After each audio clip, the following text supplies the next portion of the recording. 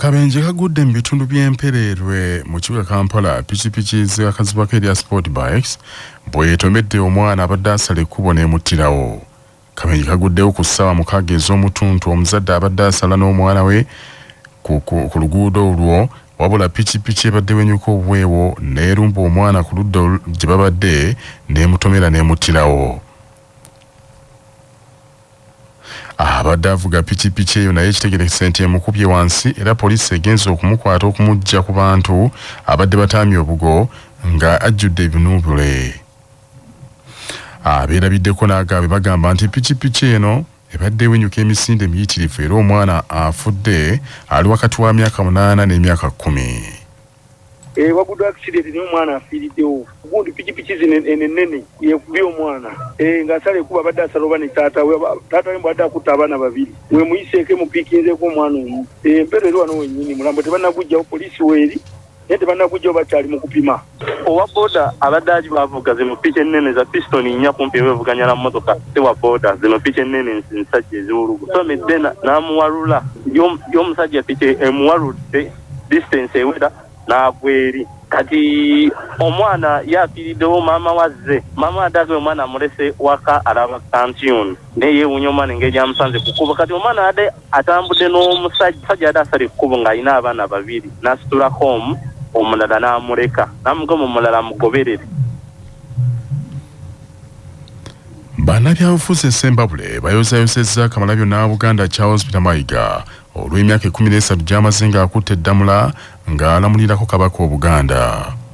Bakulembeddwa omwogezi wa NRM e Sembabule era yavuganya ku kifo ky'omubaka wa Mawogola North Dennis Dumba ne bategeeza nti enkola ezireeteddwa Katikkiro wa Buganda mu bukulembeze bwe omuli ettofaali enteekateeka ya Mwanyi Terimba n'endala ziyambye okukyusa obulamu bw'abantu ba Ssaabasajja. Dumba ku lwa bannabyabufuzi ab'e Mawogola yeeyanzizza nnyo omutanda okukkiriza disitulikiti y'e Sembabule okukolera ku ttaka lye nti kiyambye ekitundu ekyo okkula. Nze Dennis Dumba, Publicity Secretary NRM Sembabule District. Ku lw'ekibiina kya NRM eky'e Sembabule wamu nange ng'omuntu ntuusa okuyozaayoza mukuumaddamula ow'ekitiibwa Charles Peter Mayiga okutuuka ku myaka gino 13 egy'obuweereza. Ekyamazima we wajjira okukwata ddamula bingi ebyali bibulamu, bingi ebituukiddwako ku mulembe gwo. Ettaffaali lijja kusigala nga lijja kujjukirwa nnyo nti lyasitula nnyo Obuganda. Enteekateeka ey'obavubuka okwekkiririzaamu nange nekkiririzaamu lwa buvumu lwe watuteekamu ng'abavubuka.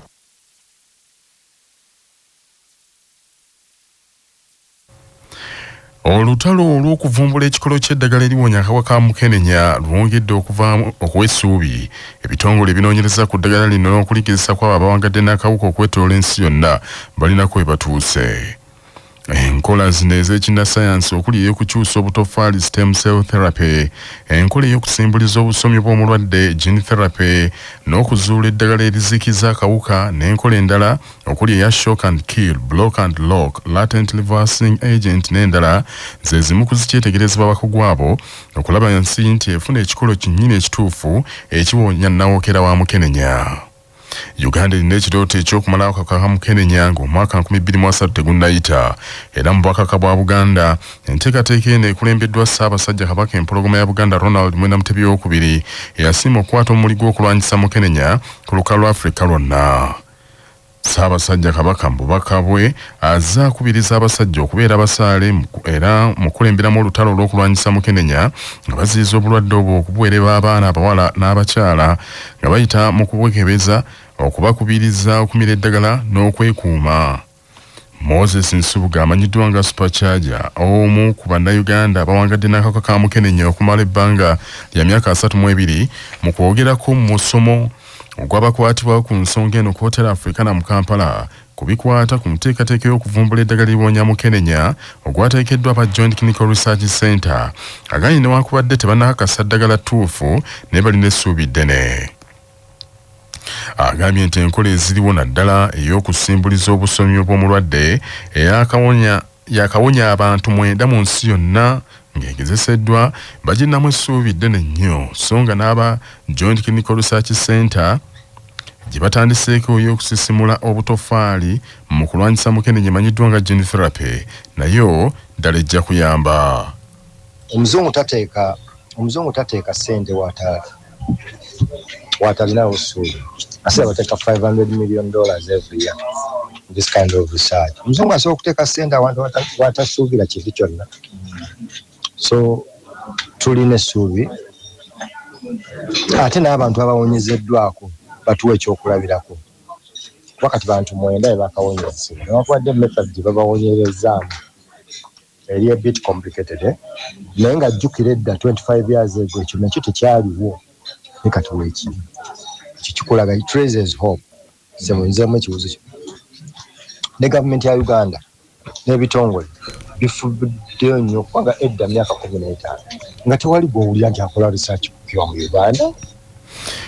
Moses Nsubuga era agambye nti eddagala eriwonya mukenenya lyetaagibwa nnyo olw'ensonga nti obuvujjirizi bwa mukenenya buwongedde okusereba buli lukya nga wano mu Uganda obukadde bwa $307 ze zeetaagibwa buli mwaka so nga gavumenti esobola kusasulako obukadde bwa $5 bwokka. Ezona senezigula nakunyonyeddwa ne gamba nti okozesa $370 million. Gavumenti ya Uganda erina ataano. The $320 million come from America. And America yekugamba nkuwaddeyo emyaka egyo otandika okukola ki okweyiya. Era gavumenti yaffe kyejja okukola nze what I suspect what they are going to do bayatuwa ku mbeera eyo they will just announce bagambe tugenda kugulira ddagala abantu bali below 18 years. Buli muntu yenna kyerina okukola ng'etuuse mu eyo embeera. Mu Uganda omuntu ayita n'akaka ka mukenenya singa asalawo okwegulira eddagala erisookerwako yeetaaga $20,000 so nga layini ey'okubiri oba enzijanjaba ey'omutendera gw'okubiri aba yeetaaga ssinja $35 nga nemulala lyetaagibwa buli lunaku. Nsubuga wabudde abantu abalina akawuka ka mukenenya n'abatannafuna kawuka ako okwewalira ddala okutabiikiriza eddagala n'obutagezaako kumira ddagala eritalungamiziddwa basawo bakugu. Abavubuka mu bwakaka bwa Buganda bakubiriziddwa okutambulira ku mazima mu ebyo bye bakola n'okugoba ebiruubirirwa n'okugoba kw'ebyo bye baluubirira kibayambeko obutava ku mulamwa. Babadde asinkanya abayizi abavudde ku ttendekero lya Islamic University in Uganda ettabi ly'e Kampala abakiise embuga n'okwebaza Katikkiro olw'emyaka 13 ng'akutte eddamula w'omu mbuga Charles Peter Mayiga agambye nti abantu okumanya kye baagala n'okufuba okukiremerako yemu ku nnyingo enkulu mu kutuuka ku nkulaakulana ya Namaddala neyebaza nnyo abayizi ab'amatendekero abakwatiddeko Buganda mu nteekateeka ey'okugizza ku ntikko. Katikkiro akubiriza abavubuka bongere okumanya bwe basaanye okweyisa okulowooza ku biseera byabwe by'omu maaso n'okwegomba ebirungi basobole okukola ennyo. Itimusa omuvubuka ekisooka kwe kumanya waali olina okumanya w'oli n'ebikwetoolodde. Kakati mwe muli bayizi muli mu ssettendekero kikulu nnyo okutegeera ggwe omuvubuka nti kakati ndi muyizi. Leka kubeera muyizi ate weefuulenga mwami gali wangu eyamala okusoma.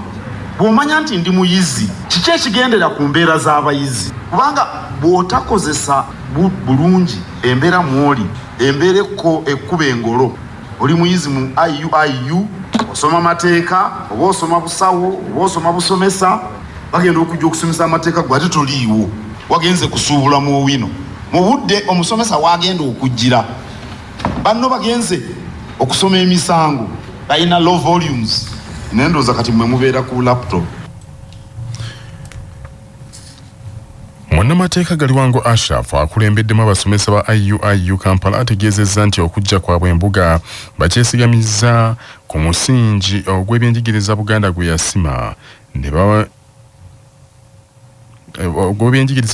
yasima okwetoola kumpi eggwanga lyonna. Obwakabaka bwe bwabwayo ettaka okuzimbiddwa amasomero ag'enjawulo. Musanje Katerega Ibrahim ku lw'abayizi bonna yeebazizza nnyo Kamalabyonna olw'obukulembeze bwe obulungi era obw'ekyokulabirako bwe yalesezza eri abavubuka n'agamba nti bawadde ekyokuyiga ky'amaanyi. Ekitongole ekikulira ekibuga Kampala ekya KCCA kizzeemu okulaalika abatembeeyi abazzeemu nate okudda ku nguudo z'ekibuga kyebikwekweta bya trade order tebiyimirizibwanga era n'akwatibwawo kaakumujjuutuka. Ssenkulu w'ekitongole kya KCCA Hajjati Sharifa Buzeki yabalabudde bw'atyo n'awabula abo bonna be baamenyera bizinensi bayingire mu butale oba okufuna amaduuka mu bizimbe bya Kampala ebikyalimu ebifo. Omuntu yenna aneekomyawo ku luguudo anaabeera mu bifo ebitali supposed kutundirwamu tetujja kulonzalonza, tujja kubanga tumukwata ng'amateeka bwe gagamba kubanga kiyamba ye ate ku ssaawa eno tuli mu nsonga ya kutereza kibuga. Naye nga wadde weekiri ffe nga KCCA mulimu gwaffe okubanga batraders oba abantu abakolera mu kibuga tubasapootinga n'okubalaga wawe balina okugenda. Bwe twali wano mwezi gw'okubiri nabategeeza nti twalina ebifo 2,520. Nina essanyu okubategeeza nti ebifo 1,663 ebifo ebyo byonna abantu baffe abavudde ku nguudo babitutte. Ekitongole kya KCCA kigamba nti newankubadde gavumenti yataddewo ebikwekweta ebyokumenya bizinesi ezitali mu mateeka naye basuubira nti omusolo gwe basolooza mu Kampala gwakweyongera. KCCA egambye nti omwaka oguwedde 2025 mu Kampala basoloozamu omusolo gwa bombi 127 naye okuva ebikwekweto bya trade order lwe byatandika bizinensi empya zongedde okuwandiisibwa mu mateeka era okuva ng'ennaku z'omwezi 19 omwezi ogwokubiri omwaka guno okutuukira ddala nga 27 omwezi oguwedde ogwokuna bizinensi empya 20,229 ze zaakawandiisibwa mu mateeka ekitegeeza nti omusolo omuggya gwe basolooza nagwo gugenda kulinnya. KCCA erabudde bannyini bizimbe mu Kampala ebitatuukanye na mutindo nti nabyo bigenda kumenyebwa ng'amateeka bwe galagira. Ebizimbe ne maaso g'ebizimbe wano tugenda kubanga era tujja n'enforcement team yaffe okulaba nga ebizimbe byammwe bisiigibwa nga pavements muziterezezza oba muziddaabiriza kuba ezisinga zamenyeka nga musimbye ebimuli mu bifo ebyo ng'era mukuumye obuyonjo. Kino tukikola okusinziira mu kawaayiro aka5 mu tteeka lya Physical Planning Act eryakolebwa mu 2020. Etteeka lino nno omuntu yenna oba nannyini kizimbe oba alina bizinesi likugamba nti olina okuba nga ekizimbe kyo kisiige. KCCA ekambuwadde eri abo abaleekanya ebyuma mu Kampala omuli aba bizinensi n'ababuulira enjiri ku nguudo nga baleekanya ebizindaalo nti nabo egenda kubalumba. Bw'oba emisana nga ku ssaawa eno ze tuliko amaloboozi agava mu kifo ky'okoleramu tegalina kusukka decibels 75 ekiro.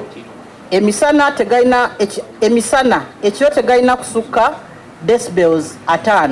Naye twesanze nga tulina amabaala, tulina ebifo by'okusanyukirwamu nga amaloboozi ago gasukka decibels ezo. Tubagamba abantu aboperatinga business areas zino nti mukole ekyo ekisaanidde kye tubadde tubagamba nga tubawa licenses okusobola okubanga muteekamu ze tuyita noise limiters. Manya obuvuna obuddo obw'eddembe lyo tonyigirizibwa ddembe lyo ery'obwebange. Ddembe ly'okuwa obujulizi mu kkooti ng'oyita ku mitimbagano nga munnamateeka George Musibwa annyonnyola.